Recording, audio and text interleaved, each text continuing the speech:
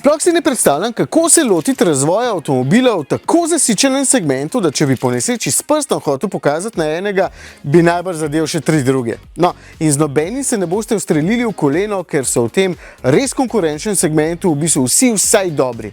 Pa se je Opel vseeno lotil te težke naloge in pred kratkim predstavil Frontero. Ja, ne se preveč ukvarjati z imenom, ker je bil to včasih po Oplu res malo bolj robusten model, danes pa avto, ki mora pri Oplu premikati meje, če se majčkeno navežem na dobesedni prevod imena Frontera. Ampak ta avto ne ponuja nič revolucionarnega, mora se pa boriti v res, kot si rekel, konkurenčnem razredu. Ampak k sreči Frontera ima kaj za pokazati, če izpostavim 2 prednosti, sta to veliko prostora pa dobra cena. Ja, pa še 2 v bistvu, ne?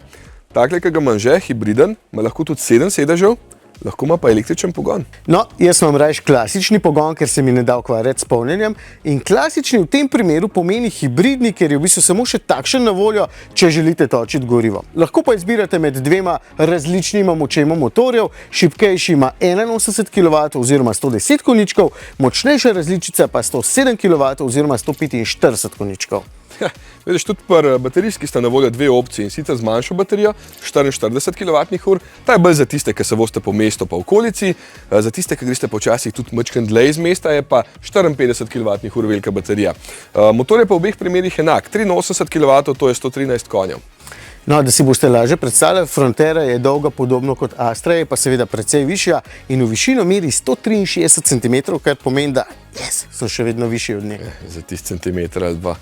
Ne, tudi če upoštevaš anteno, no okej, ne smeš upoštevati. Kjer je anteno? Nehi ti me ono, ki je ful... Ja, ono je še višji kot ti. Ja, sam ne ve, koliko si visok. Ja, več kot Frontera.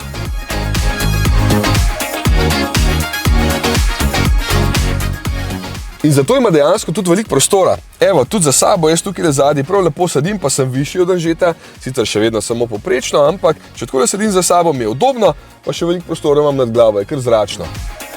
Enako prtljažnik. Sem noter boste pospravili za 460 litrov tovora, če boste tole polico dali takole dol, kar je v bistvu za razred B SUV precej impresivno. Oziroma, če boste podrli sedeže 1600 litrov, kar je samo malenkost manj kot pri bistveno daljši Astri Sports Tourer. Vidiš, tukaj mi edini ni všeč, ker je ta prag zelo visok, drugače se pa sedi fino, volan lepo sede v roke in vidim tudi, da so Oplovi oblikovalci želeli narediti vse zelo pregledno in enostavno, ker je armaturka zelo čista na pogled. Ja, 2 10-palčna zaslona sta tukaj, pa kar nekaj klasičnih pa zelo uporabnih fizičnih stikal, tako da bravo Opel, evo, za klimo so jih pustili, to kar velikrat pogrešamo pri novih avtih. A veš, kaj je pa najbolj zanimiv? Da je celo električen model znašel veliko subvencijo, cenejši od hibridnega.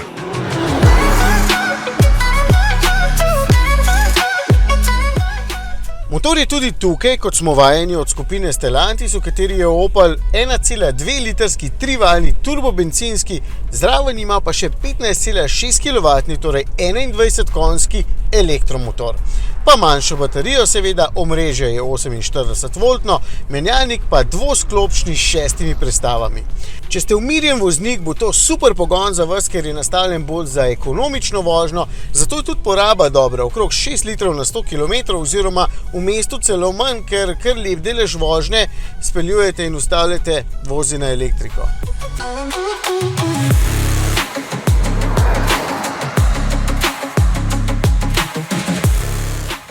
Ja, ampak če želite ves čas mir, tišino in boljšo odzivnost, pa bolj enakomerne pospeške, čeprav so na papirju slabše od tistih pri hibridni, boste pa še bolj navdušeni nad tole električno Frontero, ki se v bistvu zato in zaradi nižjega težišča še lepše pelje. Pri električnih avtih je baterija v dnu, kar pomeni, da je večina mase čist pri tleh, to pa kljub za okoli 250 kg večji masi avta dobro vpliva na samo lego v ovinku. Ta ima manjšo baterijo od obeh in je prej, ko sem prevzel avto, pisal, da ima doseg 280 km. Mestne vožnje, jasno. Dejstvo je, da se doseg precej zmanjša, če boste pogosto na avtocesti.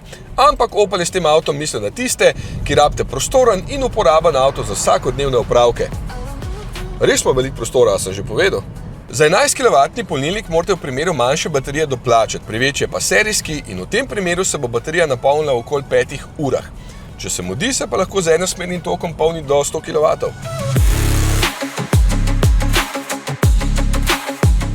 A ni zanimivo, kako imamo danes lahko enak avtomobil s toliko različnima pogonoma? Ja, čeprav avta sta pa dejansko namenjena različnim ljudem, ne. Tvoj je res za tiste, ki se pač daleč vozijo, pa ki nimajo tudi dejansko ki povant, ne.